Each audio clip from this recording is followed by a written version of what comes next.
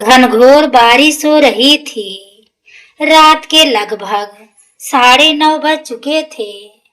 शहर की चौड़ी सड़कें पानी से लबालब भरी थी। हर कोई अपनी अपनी मंजिल तक पहुंचने की जल्दी में था।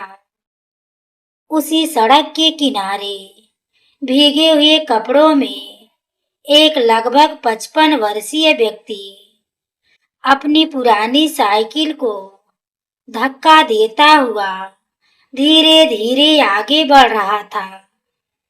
उसके कंधे पर किताबों से भरा हुआ पुराना बैग था, जिसकी सिलाई कई जगह से उधड़ चुकी थी।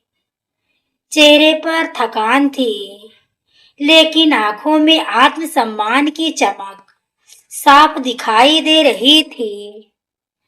उनका नाम आदित्य शुक्ला था। शहर के सरकारी स्कूल में वर्षों तक पढ़ाने वाले आदित्य जी अब सेवानिवृत्त हो चुके थे, लेकिन आर्थिक तंगी के कारण आज भी गरीब बच्चों को ट्यूशन पढ़ाकर अपना गुजारा करते थे। तभी तेज रफ्तार से आती एक काली लग्जरी कार उनके सामने आकर अचानक रुक गई। कार का शीशा नीचे हुआ और भीतर बैठी लगभग 32 वर्षीय महिला ने चिंतित स्वर में कहा, सर, इतनी तेज बारिश में आप इस हालत में कहाँ जा रहे हैं? पूरी तरह भीग चुके हैं। कृपया गाड़ी में बैठ जाइए। आदित्य जी ने विनम्रता से मुस्कुराकर उत्तर दिया, बेटी, मैं ठीक हूँ। बस थोड़ा सा रास्ता और है। तुम्हें तकलीफ देने की कोई जरूरत नहीं। महिला ने कार से उतरकर उनकी साइकिल पकड़ ली। उसकी आवाज में अपनापन था। आपको देखकर लग रहा है कि कई घंटों से बारिश में हैं। अगर अभी आपको कुछ हो गया तो मैं खुद को कभी माफ नहीं कर पाऊंगी। कृपया मेरी आग्रह ठुकराइए मत। आदित्य जी कुछ पल तक चुप रहे। उन्होंने पहली बार उस महिला की आंखों में देखा। वहां दया नहीं, सम्मान था। उन्होंने धीरे से कहा, ठीक है बेटी, लेकिन पहले मेरी साइकिल भी साथ रखवा दो। यह मेरे लिए किसी संपत्ति से कम नहीं। महिला मुस्कुराई और बोली, आपकी हर चीज की इज्जत होगी सर। उसने ड्राइवर से साइकिल सुरक्षित रखने को कहा और आदित्य जी को कार में बैठाकर अपने विशाल बंगले की ओर चल पड़ी। रास्ते भर आदित्य जी चुप रहे, जबकि महिला बार बार उन्हें गर्म पानी और तौलिए देती रही। लेकिन उसके मन में एक अजीब सी बेचैनी थी। ना जाने क्यों इस साधारण से शिक्षक का व्यक्तित्व उसे बार बार अपनी ओर खींच रहा था। उसे लग रहा था कि यह मुलाकात कोई साधारण संयोग नहीं, बल्कि वर्षों से बिछड़ी किसी कहानी का पहला पन्ना है। अगली सुबह जब आदित्य शुक्ला जी की आँख खुली तो खिड़की से आती हल्की धूप पूरे कमरे में फैल चुकी थी। रात की मूसलाधार बारिश अब थम चुकी थी। उन्होंने घड़ी देखी तो सुबह के 7 बज रहे थे। इतने बड़े और आलीशान कमरे में शायद वह पहली बार ठहरे थे, लेकिन उनके चेहरे पर जरा भी लालच या उत्सुकता नहीं थी। उन्होंने धीरे से अपने पुराने बैग को उठाया, किताबों को ठीक किया और मन ही मन बोले, गरीब आदमी की सबसे बड़ी पूंजी उसका स्वाभिमान होता है। किसी का एहसान लेकर ज्यादा देर तक रुकना ठीक नहीं। उसी समय दरवाजा खुला। वही करोड़पति महिला ट्रे में चाय और नाश्ता लेकर अंदर आई। मुस्कुराते हुए बोली, सर, पहले नाश्ता कर लीजिए, उसके बाद जहां कहेंगे मैं खुद आपको छोड़ दूंगी। आदित्य जी ने हाथ जोड़ते हुए कहा, बेटी, तुमने रात को जो सम्मान दिया वही मेरे लिए बहुत बड़ी बात है। अब मुझे अपने बच्चों के पास जाना है, वे मेरा इंतजार कर रहे होंगे। महिला ने पहली बार गर्व से उनके बैग पर नजर डाली। बैग के अंदर से एक पुरानी डायरी का कोना बाहर निकला हुआ था। हवा से डायरी खुल गई। पहले पन्ने पर साफ अक्षरों में लिखा था, सरकारी उच्च माध्यमिक विद्यालय, शिक्षक आदित्य शुक्ला। प्रत्येक विद्यार्थी मेरा अपना परिवार है। नीचे कई बच्चों के छोटे छोटे धन्यवाद संदेश लिखे थे। किसी ने लिखा था, सर, आपने फीस भरकर मुझे पढ़ाया। किसी ने लिखा था, आपने मुझे अनाथ होने का एहसास कभी नहीं होने दिया। महिला की आंखें उन पन्नों पर टिक गई। अचानक उसके हाथ कांपने लगे। वह धीरे से बोली, सर, क्या आपने लगभग 20 साल पहले शिवपुर के सरकारी स्कूल में भी पढ़ाया था? आदित्य जी ने आश्चर्य से उसकी ओर देखा। हाँ बेटी, कई साल तक वही था, लेकिन तुम्हें कैसे पता? महिला की सांसें तेज हो गई। उसकी आंखों में आंसू भर आए।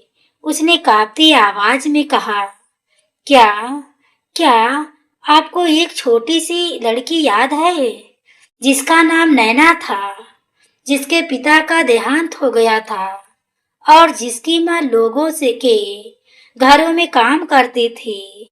आदित्य जी कुछ पल सोचते रहे, फिर उनके चेहरे पर हल्की मुस्कान आ गई। हाँ, बहुत अच्छी तरह याद है। बहुत होनहार बच्ची थी, लेकिन एक दिन अचानक स्कूल आना बंद कर दिया। मैंने कई दिन तक उसे ढूंढा। फिर पता चला कि उसकी माँ उसे लेकर शहर छोड़कर चली गई। यह सुनते ही महिला फूट फूट कर रो पड़ी। वह आदित्य जी के चरणों में बैठ गई और बोली, सर, मैं वही नैना हूँ। आपने मेरी फीस भरी थी। आपने अपनी तनख्वाह से मेरी किताबें खरीदी थी। जिस दिन मेरे पास खाने के लिए कुछ नहीं था, उस दिन आपने अपना टिफिन मुझे दे दिया था। अगर उस समय आपका सहारा ना मिला होता तो शायद मैं कभी पढ़ ही नहीं पाती। आज मैं जिस करोड़ों की कंपनी की मालिक हूँ, उसकी नींव आपके उस एक फैसले ने रखी थी। आदित्य जी की आंखें भी नम हो गई। उन्होंने नैना को उठाते हुए कहा, बेटी, गुरु का काम रास्ता दिखाना होता है, मंजिल तक पहुंचना शिष्य की मेहनत होती है। यह सब तुम्हारी लगन का फल है, मेरा नहीं। लेकिन नैना ने आंसू पोंछते हुए दृढ़ स्वर में कहा, नहीं सर, आपने सिर्फ मुझे नहीं पढ़ाया था, आपने मेरी जिंदगी को नया जन्म दिया था। लेकिन अब मेरी बारी है आपका कर्ज उतारने की। आज से आप अकेले नहीं रहेंगे। मैं आपको कभी अपनी आंखों से दूर नहीं जाने दूंगी। आदित्य जी मुस्कुरा तो दिए, लेकिन उनके चेहरे पर अचानक एक ऐसी उदासी छा गई जिसे देखकर नैना समझ गई कि सर के मन में कोई बहुत बड़ा दर्द छिपा है और वह दर्द उनकी गरीबी से कहीं अधिक गहरा था। नैना ने आदित्य शुक्ला जी को ड्राइंग रूम में बैठाया। नौकरों ने तरह तरह का नाश्ता सजा कर रखा, लेकिन आदित्य जी ने केवल एक कप चाय उठाई। नैना उन्हें आपलक देखती रह गई। करोड़ों की संपत्ति होने के बावजूद उसके मन में पहली बार यह एहसास हुआ कि सच्ची अमीरी धन से नहीं, बल्कि चरित्र से होती है। उसने धीरे से पूछा, सर, आपकी आंखों में एक ऐसा दर्द है जिसे आप छिपा रहे हैं। अगर मुझे अपनी बेटी मानते हैं तो कृपया मुझसे मत छिपाइए। आदित्य जी कुछ देर तक मौन रहे, फिर गहरी सांस लेते हुए बोले, बेटी, इंसान की सबसे बड़ी परीक्षा तब होती है जब उसे अपने ही लोग पराया बना दे। मेरी पत्नी का कई वर्ष पहले देहांत हो गया। मैंने अपने इकलौते बेटे आरव को ईमानदारी और संस्कारों के साथ पाला। अपनी पूरी जमा पूंजी उसकी पढ़ाई में लगा दी। वह पढ़ लिख कर विदेश चला गया। शुरू शुरू में हर सप्ताह फोन करता था, फिर हर महीने, और अब कई साल हो गए उसने एक बार भी यह नहीं पूछा कि उसके पिता जिंदा हैं या नहीं। यह सुनकर नैना की आंखें भर आई। उसने धीमे स्वर में पूछा, क्या आपने उससे मिलने की कोशिश नहीं की? आदित्य जी मुस्कुराए, लेकिन वह मुस्कान दर्द से भरी थी। कई बार की एक बार तो मैं अपनी बची हुई बचत से टिकट लेकर उसके शहर तक गया था। उसके घर के बाहर घंटों खड़ा रहा। उसने मुझे देखा भी, लेकिन अपने दोस्तों से कह दिया कि मैं कोई पुराना परिचित हूँ। उस दिन समझ गया कि गरीबी इंसान को नहीं बदलती, घमंड बदल देता है। उसी दिन लौट आया और फिर कभी उसे परेशान नहीं किया। नैना का दिल जैसे किसी ने कसकर पकड़ लिया। उसे याद आया कि यही व्यक्ति तो हर बच्चे को सिखाते थे कि माता पिता का सम्मान सबसे बड़ा धर्म है। आज वही गुरु अपने बेटे की उपेक्षा सह रहे थे। उसने दृढ़ स्वर में कहा, सर, जिसने आपके जैसे पिता का सम्मान नहीं किया, उसने जीवन की सबसे बड़ी दौलत खो दी। लेकिन अब आपको अकेले रहने की जरूरत नहीं है। इतने में नैना की कंपनी के कुछ वरिष्ठ अधिकारी मीटिंग के लिए बंगले पर पहुंच गए। उन्होंने ड्राइंग रूम में एक साधारण कपड़ों वाले बुजुर्ग को बैठा देखा तो उन्हें लगा कि शायद कोई मदद मांगने आया है। उनमें से एक अधिकारी ने धीमे स्वर में कहा, मैडम, मीटिंग का समय हो गया है, इन्हें बाद में देख लीजिए। नैना का चेहरा सख्त हो गया। उसने सबके सामने आदित्य जी के पास जाकर सम्मान से उनके चरण छुए और बोली, मीटिंग इंतजार कर सकती है, लेकिन मेरे गुरु का सम्मान नहीं। आज जो कुछ भी मैं हूँ, इनकी वजह से हूँ। याद रखिए, इस घर में इनका स्थान सबसे ऊपर है।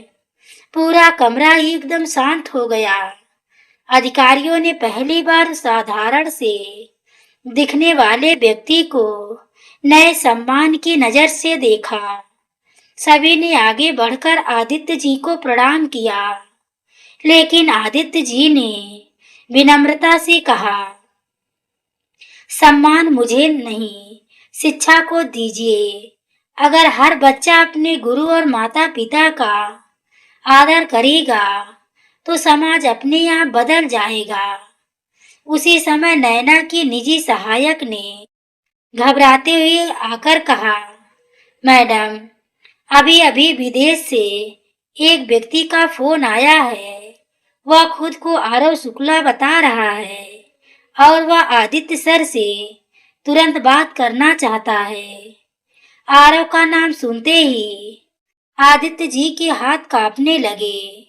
वर्षों बाद बेटे का नाम उनके कानों में पड़ा था, लेकिन उन्हें यह नहीं पता था कि अचानक इतने वर्षों बाद उसका फोन क्यों आया है।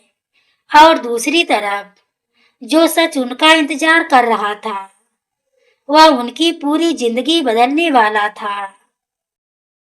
आरव का नाम सुनते ही आदित्य शुक्ला जी की उंगलियां कांपने लगी।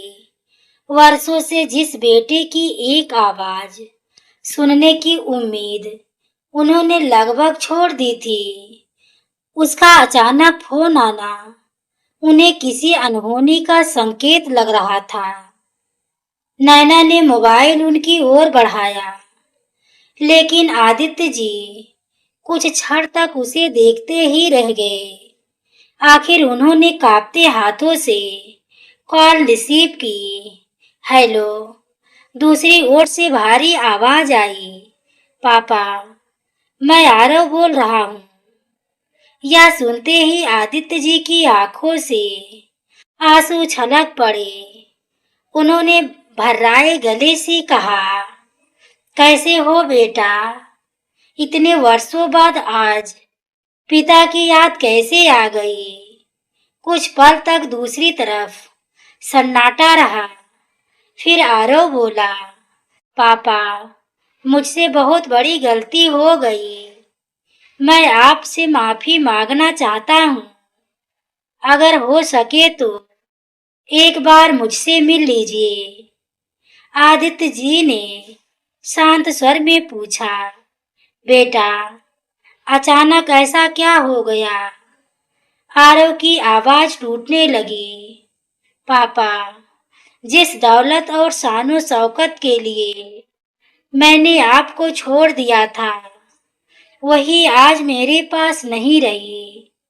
जिस कंपनी में मैं ऊंचे पद पर था और वह बंद हो गई। जिन लोगों को मैंने अपना समझता था, सब साथ छोड़कर चले गए। आज समझ आया कि दुनिया का सबसे बड़ा सहारा माता पिता होते हैं। लेकिन शायद मैंने बहुत देर कर दी। फोन कटते ही कमरे में गहरा सन्नाटा छा गया। नैना की आंखों में आंसू थे, लेकिन चेहरे पर दृढ़ता थी। उसने कहा, सर, जिसने आपको इतना दुख दिया, उसे इतनी आसानी से माफ मत कीजिए। उसे अपने किए का एहसास होना चाहिए। आदित्य जी ने हल्की मुस्कान के साथ उत्तर दिया, बेटी, पिता का दिल अदालत नहीं होता जहाँ सजा सुनाई जाए। पिता का दिल तो मंदिर होता है, जहाँ संतान चाहे कितनी भी देर से आए, उसके लिए दरवाजा खुला रहता है। नैना निशब्द रह गई। उसी समय उसने अपने सहायक से कहा, आरव जी को भारत आने का संदेश भेज दो। मैं चाहती हूँ कि वह अपने पिता से यहीं मिले, लेकिन उसे यह मत बताना कि उसके पिता इस समय मेरे घर पर हैं। मैं देखना चाहती हूँ कि वह सचमुच पश्चाताप करके आ रहा है या किसी स्वार्थ से। 3 दिन बाद आरव भारत पहुंचा। कई वर्षों बाद वह उसी शहर में खड़ा था जहां उसने अपने पिता को अकेला छोड़ दिया था।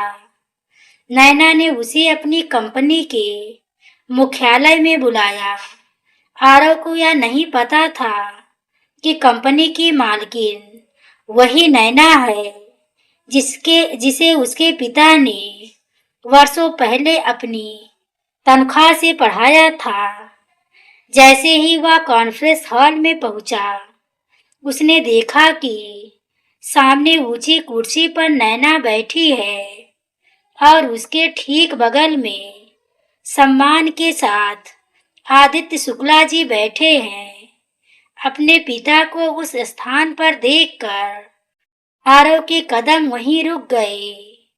उसकी आंखों से आंसू बहने लगे।